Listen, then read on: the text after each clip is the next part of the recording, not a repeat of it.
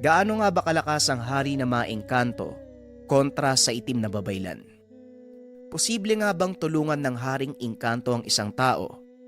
Alamin natin kung anong klasing proseso ang gagawin upang tulungan ng hari ng mga engkanto. JD nga pala at shoutout sa comment ni Erwin Tegero. Narito yung comment niya, flash ko sa screen. Paano mag-order po? Pwede makahingi ng account nyo sa FB, lagi kasi kung nakikinig ng kwento nyo, lagi ding nakafollow. Para maka-order, maraming ways eh. Una, punta kayo sa comment section, may link dyan ng Shopee account natin at meron ding link ng Facebook page if ever international shipping, or pwede nyo ring isearch sa Facebook page ang likha. Yan lang mga kabayan, maraming salamat. Simulan na natin ang kwento. Ang kwentong ito ay hango sa totoong buhay. Mula ito sa isa nating kabayan na itago na lang natin sa pangalang Roland. Kasama niya ang pinsa na si Melay. Taong 1975, probinsya ng Iloilo. Nang mga panahong ito, kasalukuyang naninirahan si Roland sa bahay ng kanyang tiyuhin na itago na lang natin sa pangalang Mateo. Kasama nito sa tahanan ang pinsan na itago na lang natin sa pangalang Melay. Tatlo lang sila sa tahanan, si Roland, si Melay, at ang tiyuhing si Mateo. Hindi nagkakalayo ng edad ang magpinsan, kaya malapit ito sa isa't isa. Sila ang madalas magkasama sa lahat ng gawain sa bukid man o sa tahanan. Hiniram ni Mateo ang pamangkin sa kapatid nito para maging katuwang sa bukid. Batak sa trabaho ang katawan ni Roland. Walang problema para sa kanya ang mabibigat na trabaho sa bukid. Tinutulungan din naman ito ng pinsang si Melay. Parang lalaki kung kumilos ang dalaga. Nakikipagsabayan kay Roland sa mga gawain, lalo na sa pag-iigib ng tubig tuwing hapon. Medyo malayo kasi ang kanilang iniigiban, kaya maramihan kung magakot ng tubig ang dalawa. 10 malalaking galon ang dinadala nila sa bukal upang punuin ng tubig at mag-uunahan ang mga itong umahon papunta sa kanilang tahanan bitbit ang tig-2 galon. Pagod sa maghapong pagtatrabaho ang dalawa, kaya pagsapit ng gabi, kakain at mag-uusap sandali at kaagad na ding matutulog. Ngunit ang ipinagtataka ng binata, kahit na pagod sa maghapong trabaho, nagagawa pang gumising ng tiyuhin ng eksaktong 3:00 ng madaling araw upang umalis ng tahanan. Ilang beses na itong nakita ni Roland, pero minsan ay hindi niya naisip sundan ng tiyuhin. Imbis na gawin niya ito ay pinipili na lang ng binata ang matulog. Maagang nagigising ang magpinsan. Kanya-kanyang hila ng tali ng mga kalabaw upang pakainin at magsimula na sa trabaho sa bukid. Kadalasan madilim pa lang ay nagkakarera na ang dalawa sa pag-aararo, lalo na kung simula ng taniman ng mais sa lugar. Pagsapit naman ng tanghali ay dadali nila ang mga kalabaw sa sapa upang painumin ng tubig at paliguan. Hinahayaan nila ang mga alagang magbabad sa tubig hanggang sumapit ang 2:00 ng hapon at muling babalik sa pagtatrabaho. Araw-araw nilang ginagawa ang ganitong gawain, maliban na lang sa araw ng Biyernes. Ipinagbabawal din ni Mang Mateo ang paglabas ng tahanan sa araw na yun, na labis namang ipinagtataka ng dalawa. Hindi ka ba nawiwirdoan dyan sa tatay mo, Melay? Bakit kaya bawal tayong lumabas tuwing Biyernes? Marami pa tayong tatapusin sa bukid eh. Sa linggo rin, hindi tayo nakakapagtrabaho ng maaga dahil kailangan bumaba sa bayan para naman mamili ng mga pangangailangan. Ay nako, ano bang meron dyan? Wika ni Roland. Hindi ko din alam, Roland.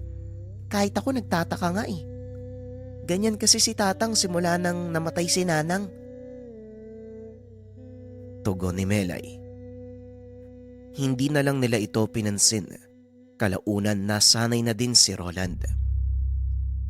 Ngunit isang kaganapan ang hindi sinasadyang nakapagpabunyag ng totoong ginagawa ni Mang Mateo. Ito ay nang minsang nagising si Roland ng madaling araw. Lumabas ito upang umihi. Nang makitang naglalakad palabas ng bakuran ang Chewin. Medyo malayo na ito, kaya hindi siya napansin. Naisip ng binatang gisingin si Melay upang sundan si Mang Mateo. Ano ka ba naman, Roland? Biyernes ng madaling araw ngayon. Baliw ka ba? Pag nalaman ni Tatang na lumabas tayo, paniguradong lalatayan tayo niyan. Wika ni Melay. Yun na nga ang punto ko. Biyernes ngayon, kaya hindi niya iisiping lalabas tayo ng bahay, di ba? Kaya bumangon ka na dyan. Sundan na natin siya. Huwag ka nang magkunwari. Alam kong gusto mo rin malaman kung saan napupunta si Mang Mateo, di ba? Tugon ni Roland. Naisip din ni Melay na sundan ang ama. Dahil sa totoo lang, nagtataka ito kung ano nga ba ang ginagawa ni Mang Mateo. Saan ba nagpunta si Tatang? Tanong ni Melay. Basta, sumunod ka na lang sa akin. Tugon ni Roland.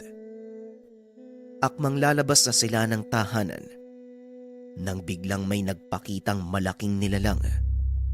Dumaan ito sa harapan ni Roland na tila tinutulak siya papasok ng tahanan. Nakita din ito ni Melay. Grabing kilabot ang naramdaman ng dalawa. Hindi alam kung saan nanggagaling ang nilalang. Kapwa natulala ang mga ito habang nanginginig. Roland? Ano yun? Saan galing yun? Tanong ni Melay. Hindi ko alam, Melay. Pero hindi na mahalaga yan. Halika na, bago pa makalayo si Tatang Mateo. Dali-daling hinila ng binata ang pinsan. Sinundan ng mga ito ang dinadaanan ni Tatang Mateo. Mabuti na lang, naaninag nila ang sulong dala ng matanda, kaya madali lang itong nasundan. Patuloy na naglakad ang matanda hanggang sa marating nito ang pinakadulo ng gubat. Huminto ito sa gitna ng daan. Laking gulat ng dalawa nang biglang may lumabas mula sa mga talahib. Dalawang matatangkad na nilalang na halos hanggang bewang lang ng mga ito si Tatang Mateo.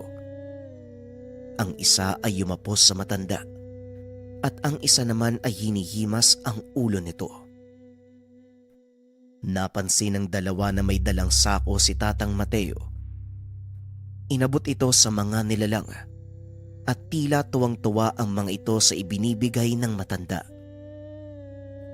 Maya-maya pa naglakad sila papasok sa talahiban. Inantay ni Roland na makalayo ang mga ito bago tuluyang sumunod. Bagaman nakakaramdam ng takot, walang pagdadalawang isip na sinundan ito ng magpinsan. Nanlaki ang mga mata ng dalawa nang makita ang isang tagong baryo doon sa loob ng kagubatan. Teka, may baryo pala dito?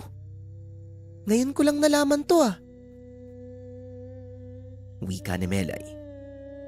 Kagad siyang pinatahimik ng pinsan dahil masyado silang malapit sa lugar. Nanlaki ang mga mata ni Roland nang makita ang nilalang na tumulak sa kanya. Melay, andyan yung tumulak sa akin kanina. Tumulak? Asan? Alin dyan? Bulag ka ba? Ayan o, tignan mo, ayan o. Tinuro ni Roland ang isang malaking nilalang na nakatalikod sa kanila. Bigla itong napalingon sa kanilang pinagtataguan. Mabuti na lang mabilis na nakadapa ang dalawa. Marahang sumilip si Roland. Nakahinga ito ng maluwag dahil wala na ang nilalang. Pinili ng dalawang panoorin ang mga nangyayari. Nakikipag-usap lang si Tatang Mateo sa mga nilalang at ang ilan ay lumalapit sa kanya at hinahawakan siya sa ulo. Ang ilan naman, tinutulak ang matanda habang tuwang-tuwa. Nakita din ng binata ang iba pang nilalang. Pamilyar sa kanya ang ilan, kagaya ng tikbalang, kapre. Ngunit may ilan doon pa lang niya nakita. Madalas magbasa ng mga nakakatakot na comics ang binata, kaya kahit papano ay meron siyang ideya tungkol sa itsura ng mga engkanto. Hindi lubusang akalain ni Roland na masisilayan niya ang mga nilalang na ito. Biglang napaisip ang binata kung ano ba talaga ang pagkatao ng kanyang tiyuhin. Wala namang nangyaring masama kay Mang Mateo, ngunit biglang napatakbo ang dalawa papunta sa matanda. Nang makarinig sila ng angil mula sa likuran, paglingon ng binata, nakita nito ang nilalang na tumulak sa kanya. Kagad silang sinalubong ni Mang Mateo at hinila sa damit. Anak naga, anong ginagawa niyo dito? Tanong ng matanda sabay dampot ng sulo. Nilingon ni Roland ang mga nilalang. Nangilabot ang binata nang makita ang itsura ng mga ito. Sobrang papangit ng mga muka. Para bang naaagnas. Ang ilan sa kanila ay nakaluwa pa ang mga mata at may matatalas na ngipin. Tatang, ano po yung mga yan? Bakit po kayo nakikipag-usap sa kanila? Tanong ni Roland. Mamaya ko na ipapaliwanag. Sa ngayon maganda kayo. Kapag sinabi kong takbo, tumakbo kayong dalawa at wag na wag kayong lilingon sa likuran. Tugon ni Mang Mateo. Pagbigay ng hudyat, mabilis na tumakbo ang dalawa papalabas ng talahiban. At dahil napakatatalim ng mga dahon dito, nagkandasugat ang mga braso sa binti ni Melay at Roland. Nilingon ng binata si Mang Mateo. Nakita nila itong nilamon ng maitim na usok habang tumatakbo. Napaiyak na lang ang dalawa sa pag-aakalang patay na ang matanda. Dali-dali silang umuwi. Laking gulat ng mga ito dahil pagbukas ng pintuan, nakaupo sa mesa si Mang Mateo habang nagkakape. Maupo kayong dalawa. May pag-uusapan tayo. Seryosong wika ni Mang Mateo. Tumayo ito at may kinuwang kung ano mula sa kanilang altar. Pagbalik ng matanda, isang mangkok na gawa sa tanso ang hawak niya. Isinawsaw ng matanda ang kanyang kamay. Ipinahid sa noo ng dalawa ang langis mula sa mangkok. Matapos ay kumuha ito ng 2 baso ng tubig. Laking gulat nila Melay nang biglang ibuhos ng matanda sa mga ulo nila ang laman ng baso. Makailang ulit niya itong ginawa. Pagkatapos ay sinabihan ang magpinsan na hubarin ang mga suot at sunugin. Matapos gawin ang ipinag-uutos ng matanda, muli silang naupo sa harapan nito. Ilang beses ko bang sasabihin sa inyo na wag na wag kayong lalabas tuwing Biyernes? Bakit ba kasi hindi kayo nakikinig? Bakit ba kasi ang titigas ng ulo nyo? Tanong ni Mang Mateo.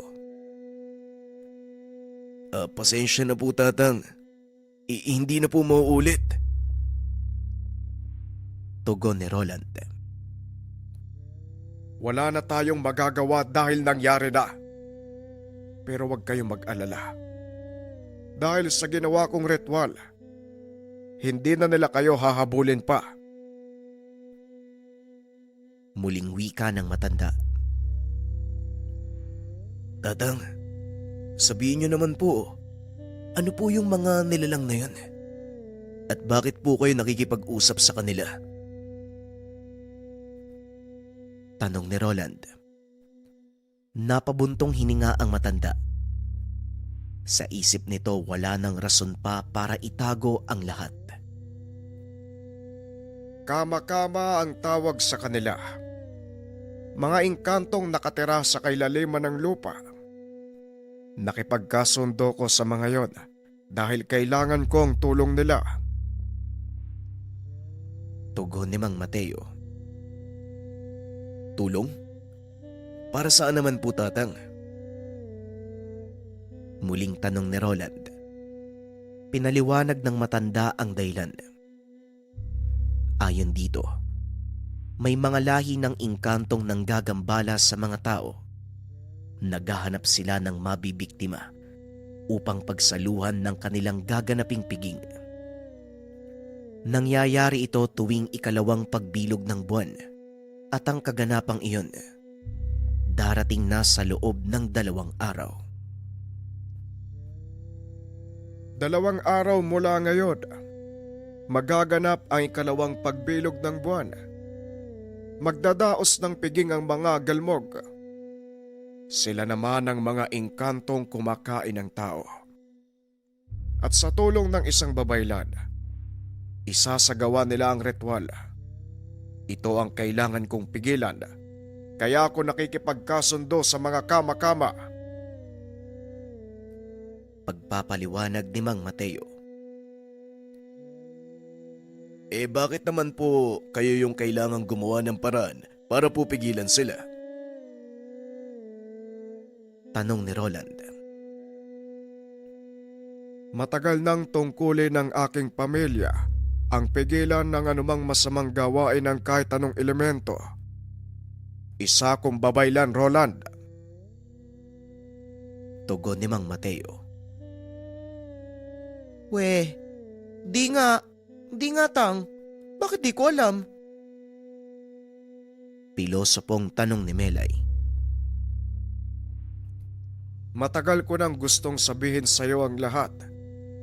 Kaso wala kang panahon para makinig, Melay. Sa palagay ko, hindi kayang unawain ng isipan mo ang mga pangyayari. Kaya pinili kong itago sa iyo ang lahat. Tugon ni Mang Mateo. Grabe naman kayo, Tay. Hindi naman sa ganun.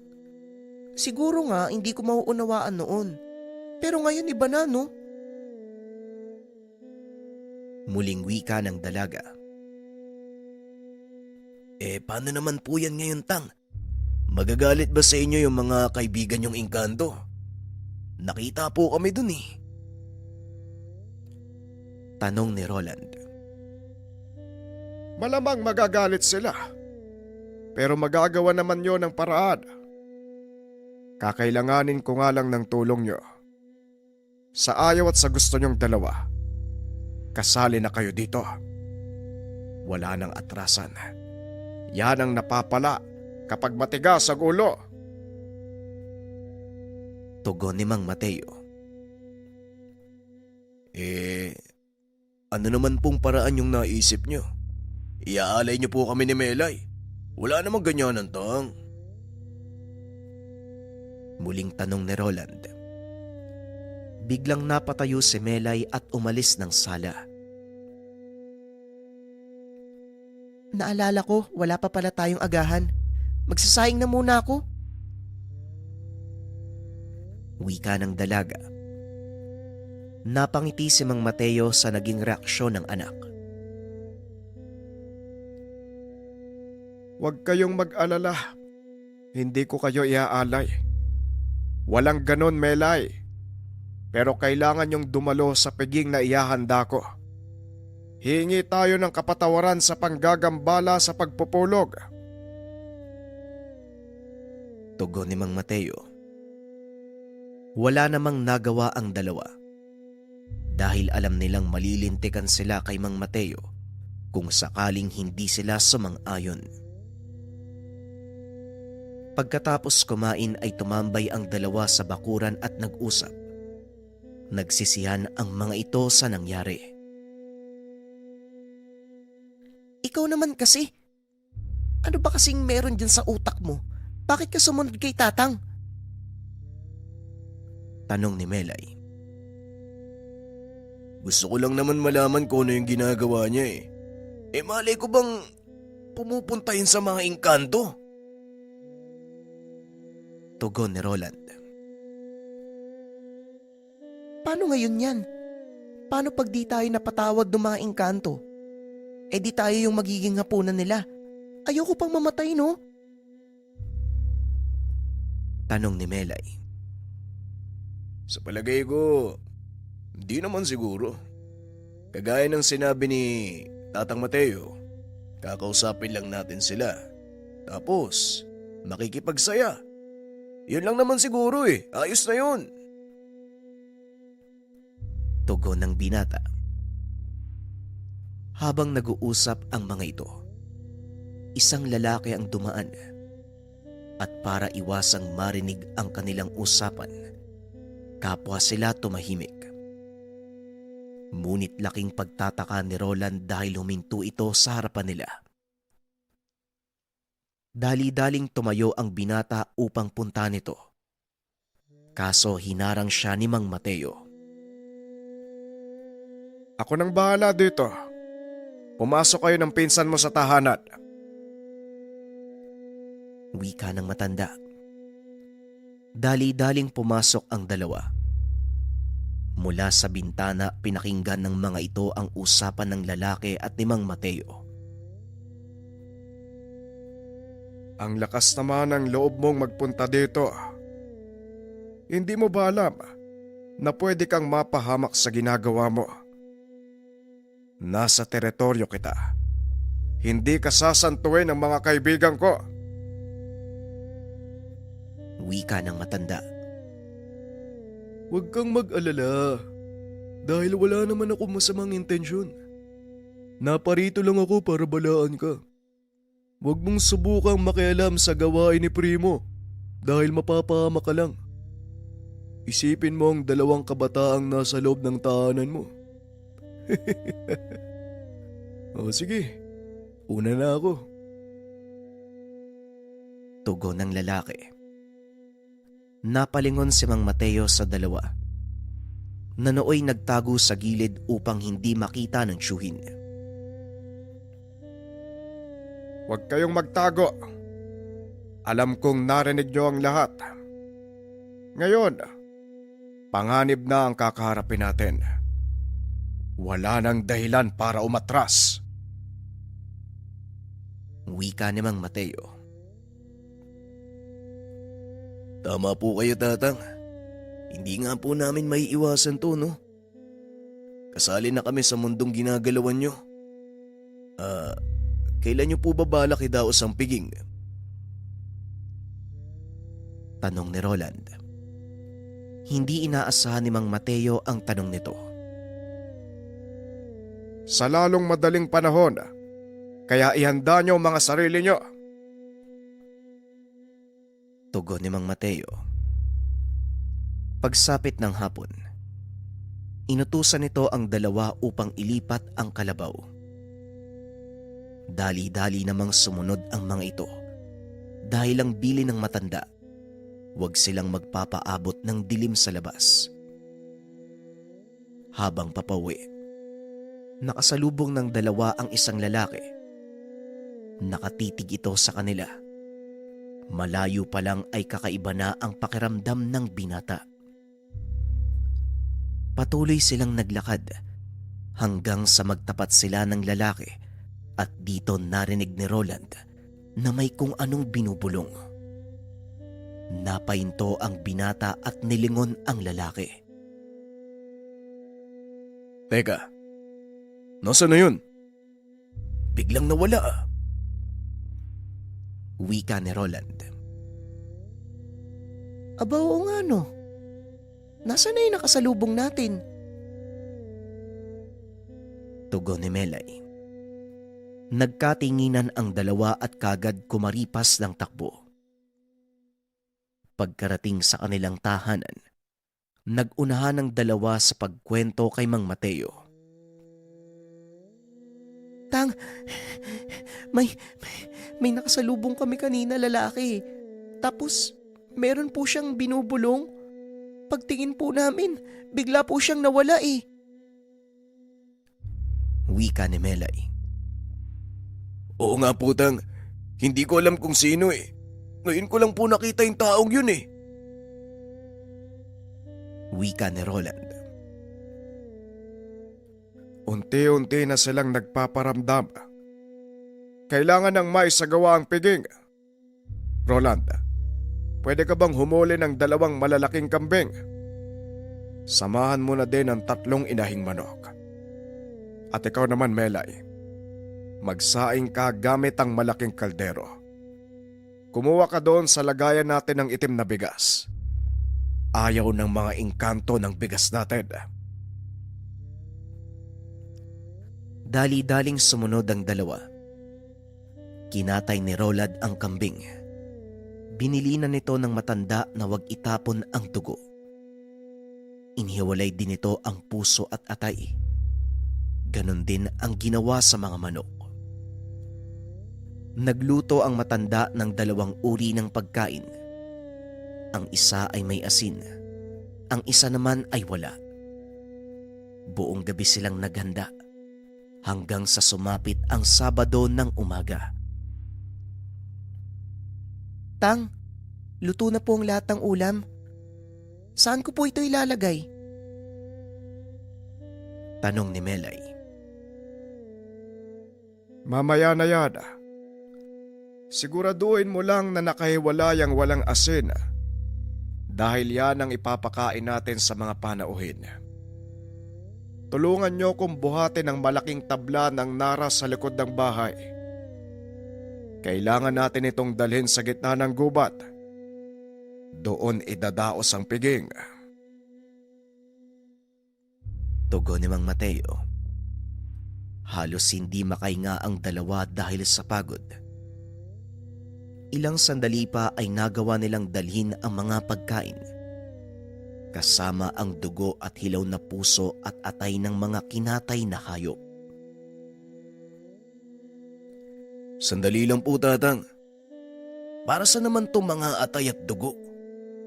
Bakit hindi natin sinama sa pagluluto? Tanong ni Roland. Yan ang gagamitin natin para tawagin ang mga kaibigang engkanto. Bilisan mo na, Roland. Magpaningas ka ng apoy at magsindi ng insenso. Isama mo din ang mga daong ito para makalikha ng mabangong usok. Tugon ni Mang Mateo. Ilang sandali pa ay nagniningas na ang apoy na ginawa ni Roland. Inilagay nito ang mga dahong sinabi ng matanda. Nagsindi sila ng mga insenso. Unti-unting bumango ang kapaligiran. Laking gulat ng binata. Biglang nagdilim ang paligid na tila kasing dilim ng hating gabi. Tumingala ito sa kalangitan. Napansin sa kinaroroonan lang nila nangyayari ang hiwaga. Alam ng binatang 9:00 pa lang ng umaga ng mga oras na yun. Ngunit hindi na ito nagtataka sa mga pangyayari. Tumabi kayong dalawa. Paparating na sila. Sa pagkakataong ito, Mukhang kasama nila ang kanilang hari. Wika ni Mang Mateo. At mula sa isang sulok ng kagubatan, lumabas ang napakalaking mga nilalang. May hawak itong sibat na gawa sa ginto. Sinundan pa ng mga naggagandahang babae. May bitbit na bulaklak. Nanlaki ang mga mata ng binata dahil nakita nito ang isang lalaking may suot na korona. Kulay asul ang mga mata at napakagara ng kasuotan. Hindi makakilos sa kinakatayuan sina Roland at Melay. Nanatili silang nakatitig sa kakarating palang na panauhin. Hindi makapaniwala ang mga ito. Makakakita sila ng mga nilalang mula sa kabilang dimensyon. Umikot sa mesa ang lalaking may magarang kasuotan. Lumapit kay Mang Mateo. Inilahad ang kanyang kamay. Kagad namang humalik ang matanda. Matapos ay kagad niya itong binitawan. Naglakad palayo at tuluyang bumalik sa madilim na bahagi ng gubat. Tapos na ang kasunduan. Maraming salamat, kamahalad. Wika ni Mang Mateo habang nakayuko. Ilang sandali pa ay tuluyang naglaho ang hari ng mga kama-kama. Naglabasa naman mula sa pinasukan nito ang mga nakakatakot na nilalang. Nagsipaglapit ang mga ito sa inihaing pagkain ni Mang Mateo at nagsimulang kumain. Sinabihan ni Mang Mateo si Roland na ihagis sa apoy ang dugo at puso ng hayop na kinatay. Matapos gawin ito, nagsipaglundagan sa sobrang saya ang mga engkanto. Nakiupo na din si Roland at Melay habang nakatitig sa mga nilalang. Hindi pa rin naaalis sa dalawa ang kilabot. Nang matapos ang kainan, kagad namang hinarap ng dalawa ang mga engkanto. Humingi ng kapatawaran sa kanilang ginawang panggagambala sa naunang pagpupulong nila Mang Mateo. Mabuti na lang mababait ang mga kama-kama. Pinalampas ng mga ito ang ginawa ng magpinsan. Matapos ang pag-uusap, kaagad nang nagpaalam ang mga nilalang. Pag-alis ng mga ito ay biglang lumiwanag ang paligid. Laking pasasalamat ni Roland dahil sa wakas na isaayos na din ang kanilang mga kapalpakan. Ay nako, maraming salamat. Sa wakas tapos na. Nang, ano na pong mangyayari ngayon? Tanong ni Roland. Wala kayong dapat ipag-alala. Nakuha na natin ang panig ng mga kama-kama. Hindi sila sasali sa piging na idadaos ng itim na babaylad. Ang kailangan nating gawin ngayon, paghandaan ang gagawin nilang hakbang. Marami ang mapapahamak. Sa oras na maghanap sila ng ipanghahanda sa piging, hindi lang daan-daang engkanto ang dadalo, kung hindi libo-libo. Tugon ni Mang Mateo. Kahit papano nabawasan ang pag-aalala ng matanda. Ngunit alam din niya, may malaking problema silang kailangang harapin. Ito ay ang pagtitipon-tipon naman ng mga engkanto sa ilalim ng isang itim na babaylan. Matapos ang kaganapan, balik sa normal ang gawain ng magpinsan. Kasalukuyang nagdadamo ng maisan sina Melay nang may lumapit sa kanila na isang bata. Ano yan, bata? Nasaan yung mga magulang mo? Bakit mag-isa ka lang? Ang init-init pa naman, oh. Saan ka ba galing? Sunod-sunod na tanong ni Melay. Nakatitig lang sa kanya ang bata. Ilang sandali pa ay may tinuro ito. Dun ba? Dun ka nakatira sa kawayanan? Halika, iatid kita. Baka hinahanap ka na ng mga magulang mo. Wika ni Roland. Ngunit biglang yumakap kay Melay ang paslit. Ano ka ba naman, Roland? Tinakot mo tuloy. Ako na nga maghahatid sa'yo. Halika, ituro mo sa akin yung daan, ha? Wika ng dalaga. Hindi naman sumama pa si Roland dahil kabisado naman ni Melay ang gawing iyon. At isa pa, kailangan tapusin ni Roland ang pagdadamo dahil bukas ay maglalagay sila ng mga pataba. Kaso nga lang, halos mag-iisang oras na ay hindi pa rin nakakabalik si Melay. Dito na nagsimulang mag-alala ang binata. Dali-dali siyang tumayo at sinundan ang pinsan.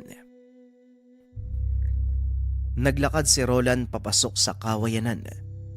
Ngunit habang palalim ito ng palalim, lalo namang sumusukal ang daanan. Binunot ng binata ang kanyang itak. Nagsimulang tabasin ang mga tinik na nagkalat sa daan. Hanggang sa marinig nito ang sigaw ng pinsan. Sinundan ng binata kung saan nagmumula ang boses hanggang sa tuluyan niya itong matunton. Nakita ni Roland na nakahandusay sa lupa ang dalaga. Wala na itong malay. May mga sugat sa braso, dulot ng mga tinik na tumama sa kanya.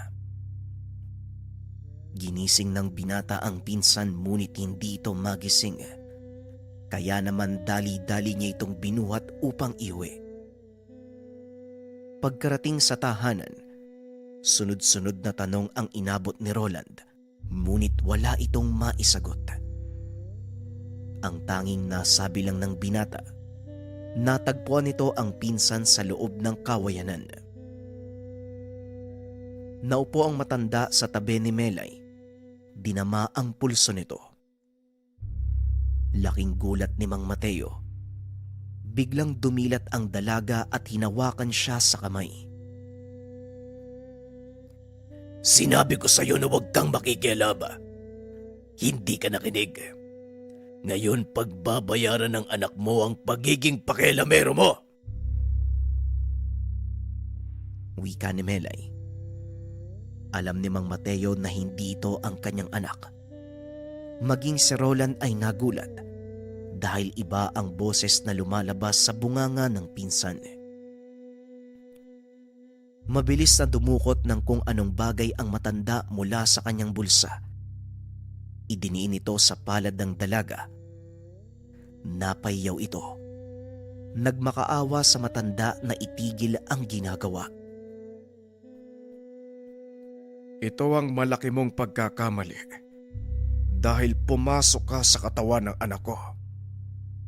Wala akong pakialam kung sino ka. At ito ang tatandaan mo. Hindi kita titigilan. Wika ni Mang Mateo. Patuloy na naglulupasay ang dalaga dahil sa ginawa ni Mang Mateo. Ilang sandali pa ay nawalan ito ng malay. Anong nangyari kay Melay, Tang? Bakit po biglang nag-iba yung boses niya? Tanong ni Roland. Sinapian ng pinsan mo. At ang hula ko ang sumapi sa kanya. Walang iba kung hindi ang babay lang sinasabi ng mga kama-kama. Kaso lang talagang malakas siya. Nagawa niyang takasan ng ginawa kong panggapos. Muling wika ni Mang Mateo. Ilang sandali pa ay biglang nagkamalay ang dalaga. Dali-daling kumuha ng tubig si Roland upang ipainom sa pinsan. Uy, Melay? Melay? Ayos ka lang ba? Anong nangyari? Bakit ka nawala ng malay kanina? Tanong ni Roland. Yung bata may nilagay siya sa balikat ko kanina. Tapos yun pumasok sa tenga ko.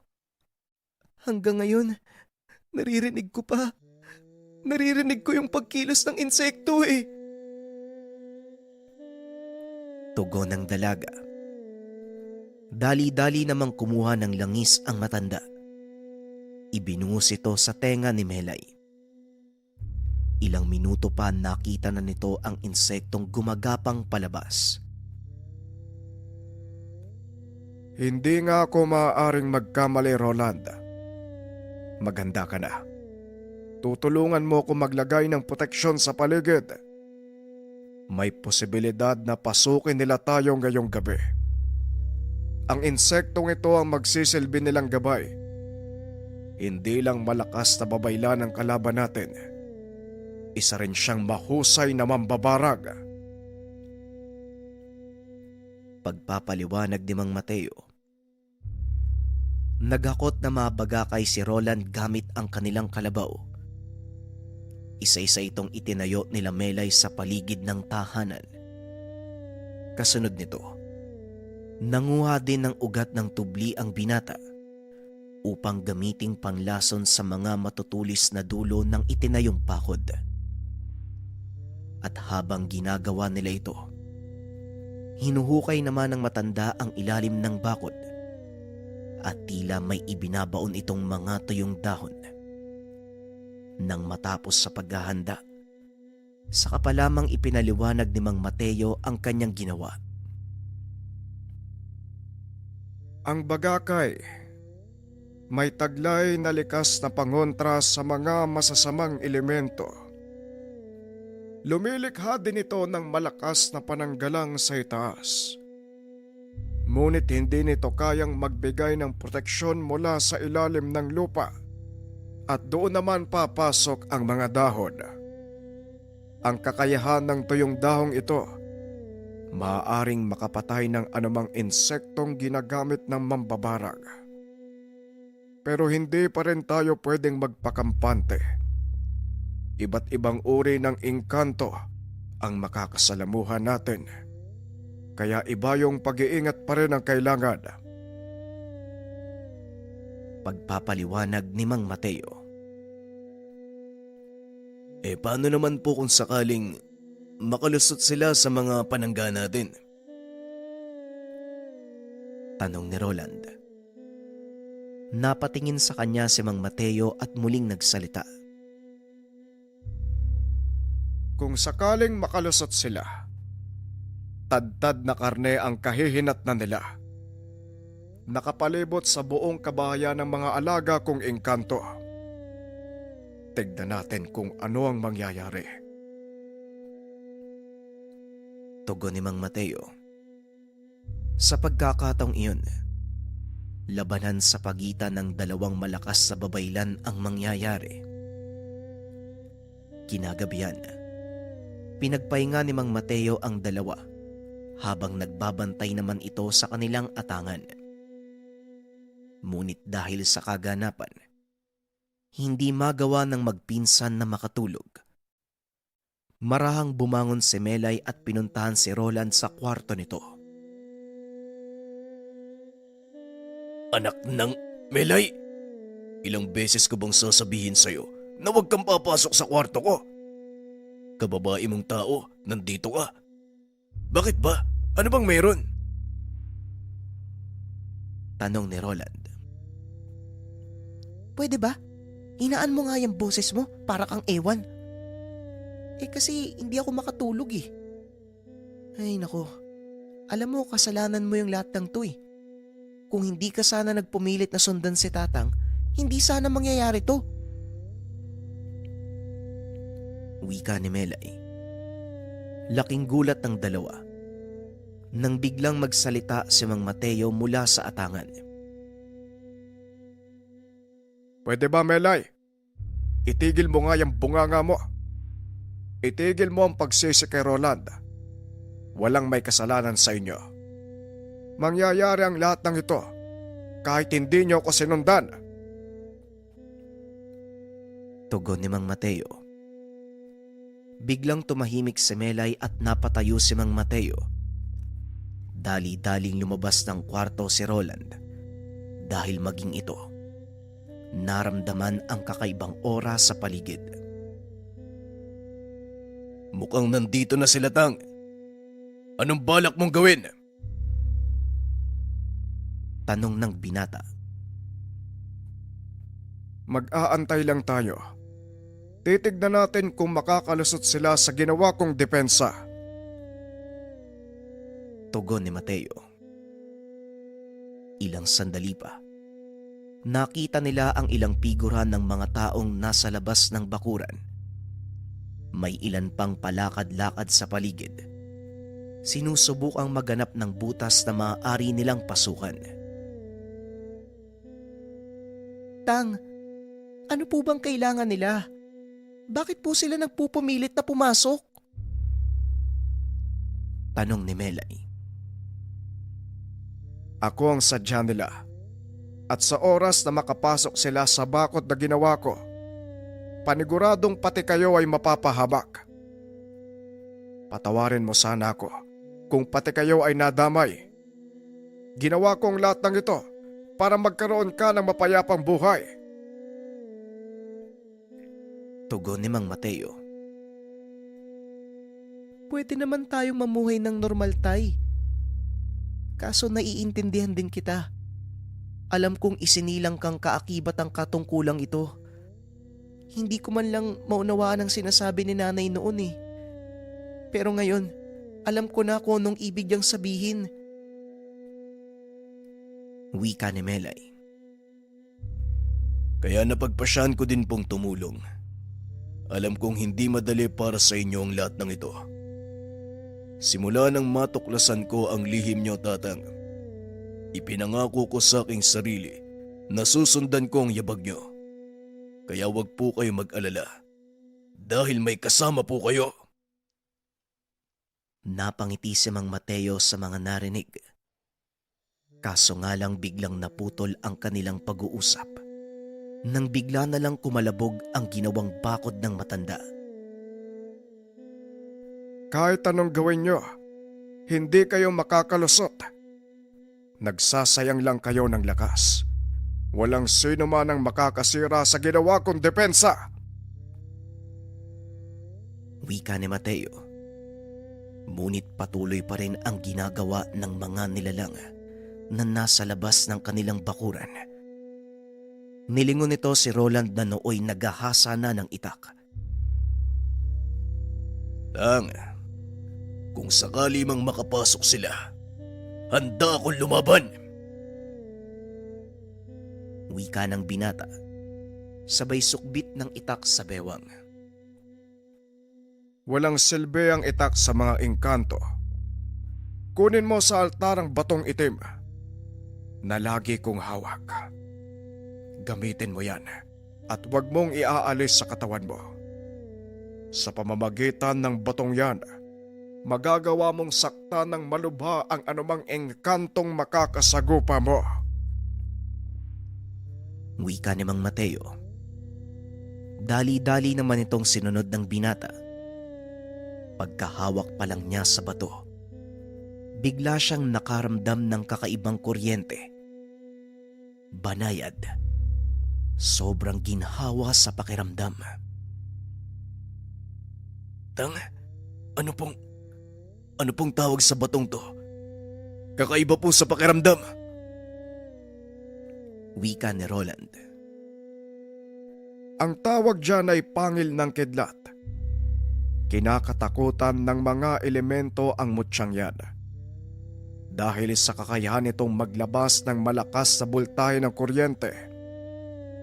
Sa ngayon ay hindi mo pa ito magagawa.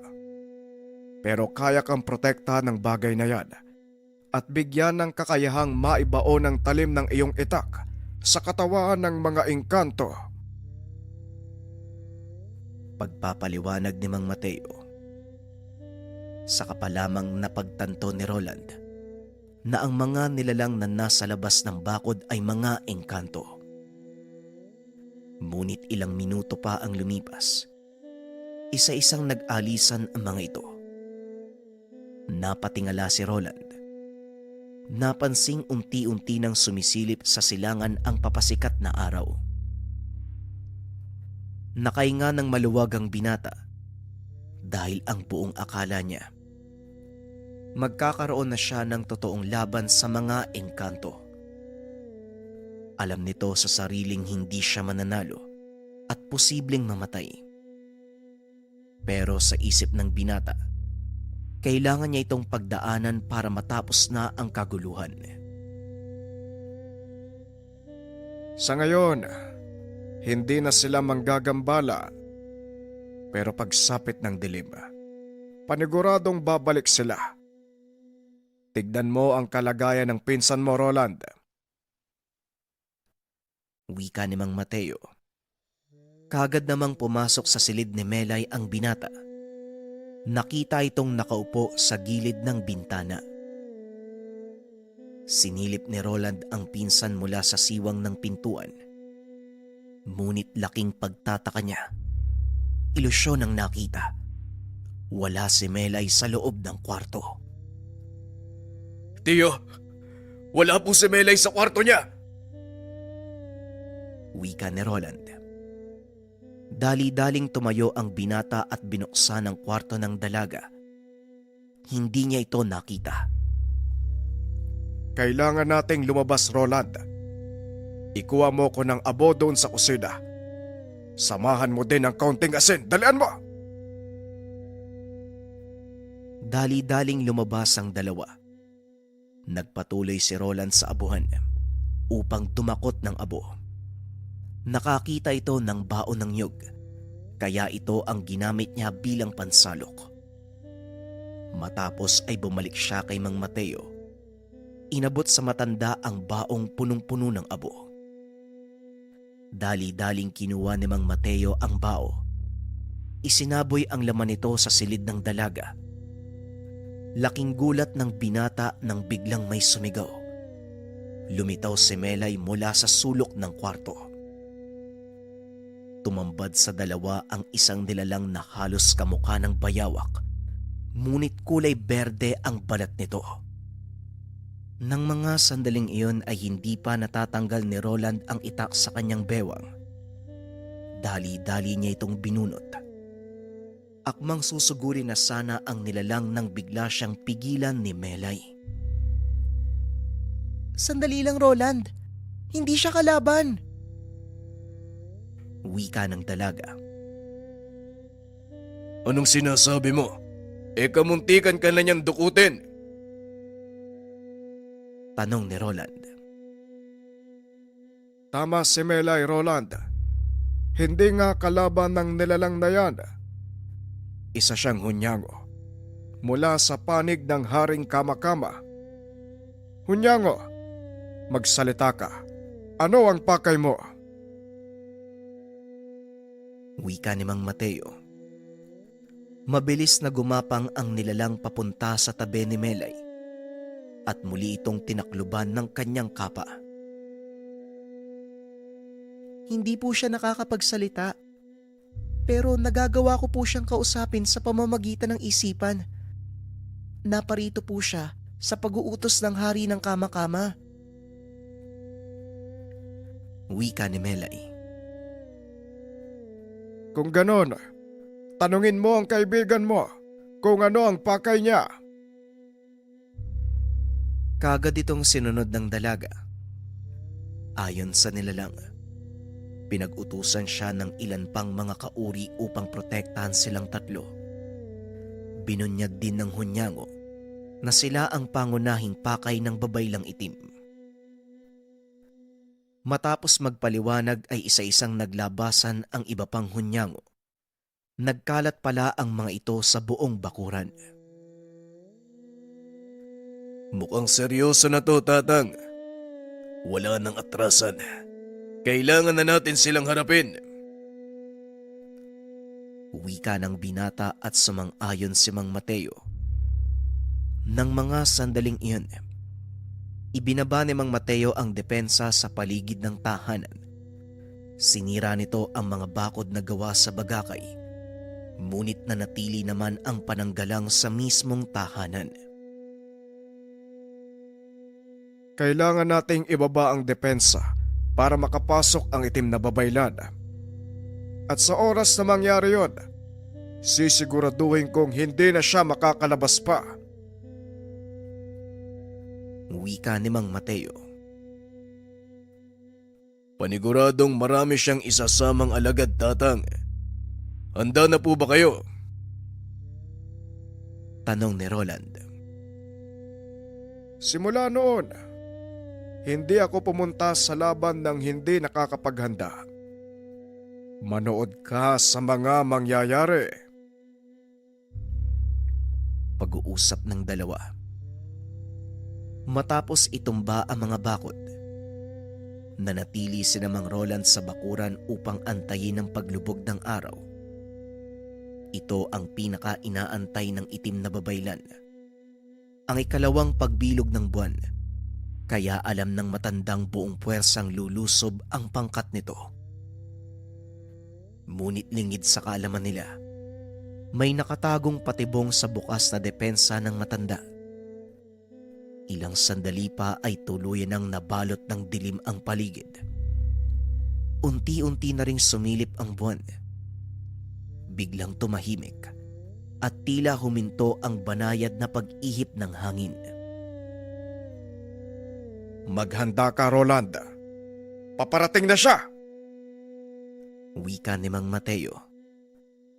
Ilang sandali pa ay bigla silang nakarinig ng malakas na tawa. Mula ito sa hindi kalayuan. Lumitaw ang isang lalaki. Nakaupo sa putol na puno. May hawak na tungkod. Nakatalukbong ng puting tela.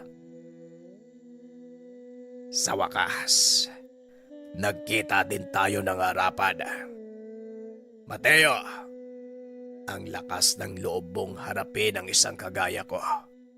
Ano sa palagay mong magagawa ng isang pangkaraniwang babaylad laban sa isang kagaya ko? Wika ng lalaki. Kung ako lang ang tatanungin mo, sa totoo, hindi ko rin alam kung paano kita tatalunin.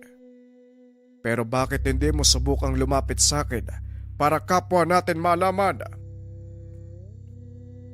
Tugon ni Mang Mateo. Agad namang kumumpas ang lalaki. Naglabasan mula sa ilalim ng lupa ang mga nilalang. Nakakatakot ang mga wangis nito. Nagbabago-bago. Dali-daling binunot ni Roland ang kanyang itak. Dinikit sa hawakan nito ang pangil ng kidlat na bigay ng tiyuhin. Isa-isang naglapitan ang mga nilalang at sa sobrang galit ng binata, sinalubong niya ang mga ito. Pinagtataga ni Roland ang mga kalaban. Laking gulat ng lalaki dahil nagawa niyang patayin ang mga elemento. Anong ginawa mo? Paano mong napatay ang mga alaga ko? Tanong ng lalaki. Kapag sinabi ko sa'yo, hindi na magiging sekreto, di ba?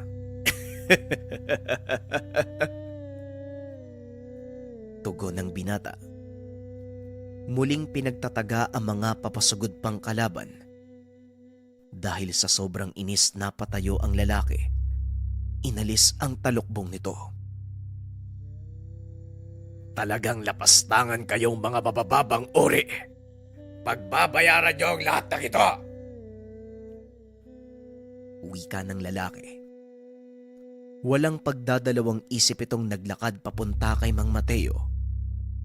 Nakatayo lang ang matanda sa bakuran. At nang makalapit ito ng husto sa kanya, biglang nanigas ang katawan nito.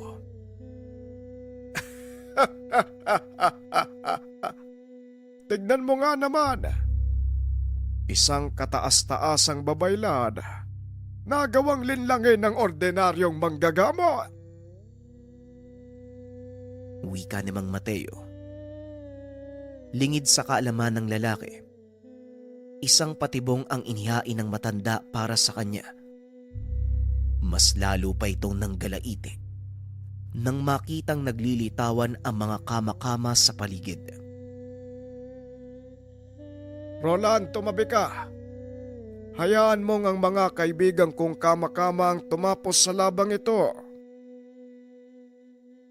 Muling wika ng matanda. At sa hindi kalayuan, lumitaw ang hari ng mga kama-kama. Ang hari ng mga kaba-kaba.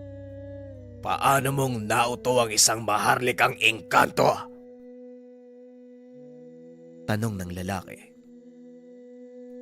Hindi ko na kailangan sagutin pa ang mga tanong mo. Ngayon, dito na matatapos ang kasamaan mo. Tugon ni Mang Mateo. Kagad ikinumpas ng hari ang hawak na setro. Naglabasan sa lupa ang malalaking ugat ng puno. Pumulupot ang mga ito sa katawan ng lalaki. Nga pala, gusto mong malaman kung paano naming nakuha ang loob ng mga kama-kama? Simple lang. Ipinangako ko na ikaw ang iaalay namin sa kanya. Wika ng matanda. Matapos ay biglang piniga ng mga ugat ang katawan ng lalaki. Tuluyan itong binawian ng buhay. Naglaho din ang mga nilalang na tinawag nito nang kumalas ang ugat sa katawan ng kalaban. Tumambad sa kanila ang lasog-lasog na katawan ng itim na babaylan. Roland, ilabas mo ang malaking tablang nara. Isasagawa na natin ang pinangakong pigig. Dali-dali namang inilabas ni Roland ang sinasabing tabla at inilapag ito sa lupa. Binuhat ng dalawa ang katawan ng itim na babaylan. Inilapag ito sa tabla. Kamahalan, kagaya ng ipinangako ko sa inyo, ang katawan ng itim na babaylan, naway masiyahan kayo sa inihanda kong pigig. Matapos magsalita, naglabasan sa paligid ang mga kama-kama. Bumunot ng patalim si Mang Mateo. Hiniwa ang dibdib ng itim na babaylan. Dinukot niya ang puso nito at inabot sa hari. Nanlaki ang mga mata ni Roland nang makita kung paanong pagpira-pirasohin ng mga nilalang ang katawan ng kalaban hanggang sa tuluyan itong maubos. Matapos kumain, kagad nawala ang mga ito. Hindi makapaniwala si Roland sa mga nasaksihan. Ngunit laking pasasalamat ng binata dahil sa wakas tapos na ang kaguluhan. Sa paglipas ng mga araw, unti-unting bumalik sa dati ang lahat ng dating gawi. Maagang gigising ang binata upang pakainin ang kalabaw at atupagin ang kanilang mga gawain. Ngunit naging mas masaya para sa binata ang lahat nang simulan siyang turuan ni Mang Mateo ng lahat ng kaalaman nito. Pinili ng binata, ipasalo sa binata ang kakayahan at hindi naman ito tinanggihan ni Roland. Sa katagalan, itinuloy ng binata ang tradisyon, pag-aalay sa mga engkanto, ngunit sa pamamagitan ng mga alaga nilang hayop. Lumipas sa mga taon, nagkaroon ng pamilya si Roland at Melay, ngunit hindi pa rin nawawala sa kanilang isipan nang minsan silang tulungan ng hari ng mga engkanto dahil sa kanilang pag-aalay sa dinaos na piging.